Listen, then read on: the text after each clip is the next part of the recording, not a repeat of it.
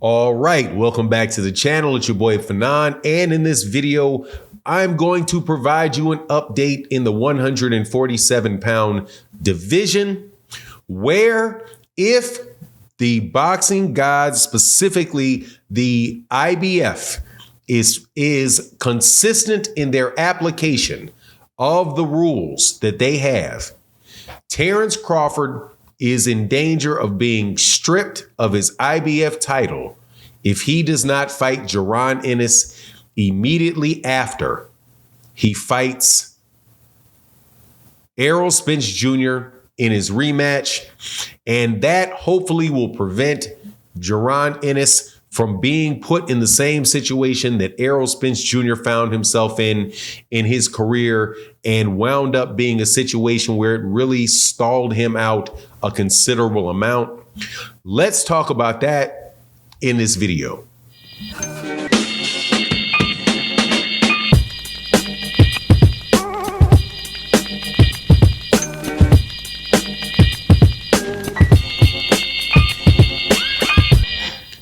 All right, welcome back to the channel. It's your boy Fanon, and in this video, we're going to give you this update, and I'm going to tell you in short what it is.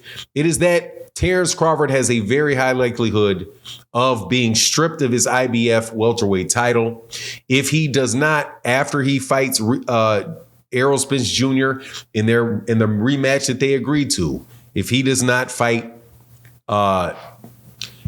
Jaron Boots Ennis, who is his IBF mandatory.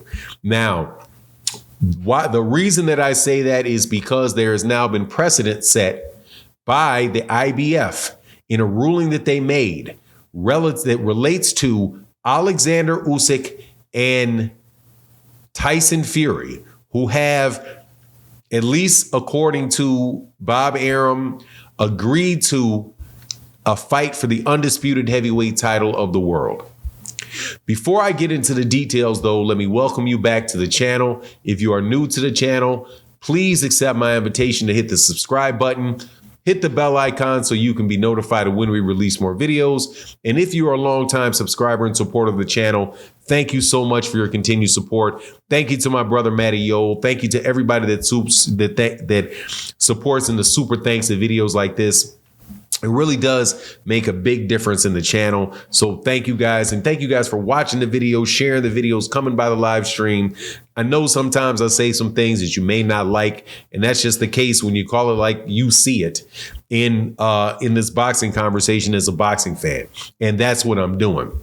So there was a ruling that came out by the IBF where they notified Alexander Usyk and the boxing world that they are not going to allow a rematch to take place between Tyson Fury and Alexander Usyk if after their fight for the undisputed title takes place. They said that they're not going to do it, and let me tell you how they explained it. They said that no matter what they do, the winner of that fight must fight Hrgovic, who is the IBF mandatory for the IBF heavyweight title of the world, and said that if those guys decided to have a rematch with one another, that they would take the IBF belt off the plate and have Hrgovic fight whoever the most highly ranked guy available is.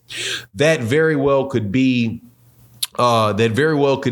Zhang, or it could be Anthony Joshua. I'd have to go look at the IBF rankings to let you know who it is. I know there was another heavyweight out there that had won a big fight and might actually rise in the rankings in the IBF. But for sure, it's going to be Hrgovic, and it may be Anthony Joshua. Eddie Hearn himself also said something about it and used that as a justification for him not fighting Deontay Wilder. So you have almost the exact same situation. You would have an undisputed champion after that fight, and he's saying no rematch. The IBF is saying no rematch, and you must fight this guy or we're going to strip you.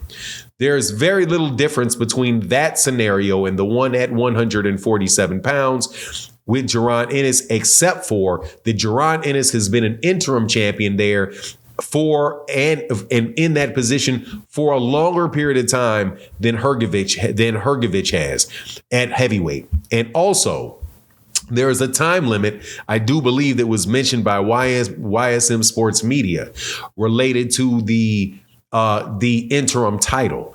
And the interim title, I think they said they may have to like January or something like that. But in order to give him that title shot. But if that's the case, if it winds up being the case that he's not able to get the interim title shot and he's no longer the interim champion, all that means is he's going to go back down to the number. He'll be back at the number 1 slot.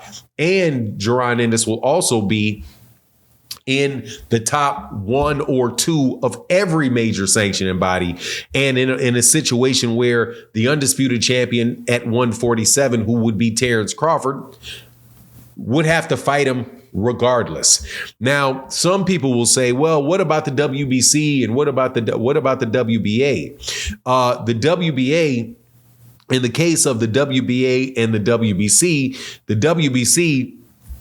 has had title eliminators and title eliminating fights that they have been ordered. So they're kind of going through like a little mini tournament in order to get a guy to be the mandatory again. And I do believe that the WBA is also in that same kind of mode. But short of them ordering it ahead of the IBF, they got to do the same thing the IBF has to do the same thing at 147 for Jaron Ennis that they do for Hrgovic at heavyweight, because it's 6 on one hand, half dozen the other. You have a big time undisputed champion in Terence Crawford. You'll have a big time undisputed champion in either Tyson Fury or Alexander Usyk. And one thing that I will say about the IBF is that the IBF is the most balanced and fair sanctioning body that there is related to the administration and the enforcement of their rules. They were willing to stripped Canelo Alvarez for not fighting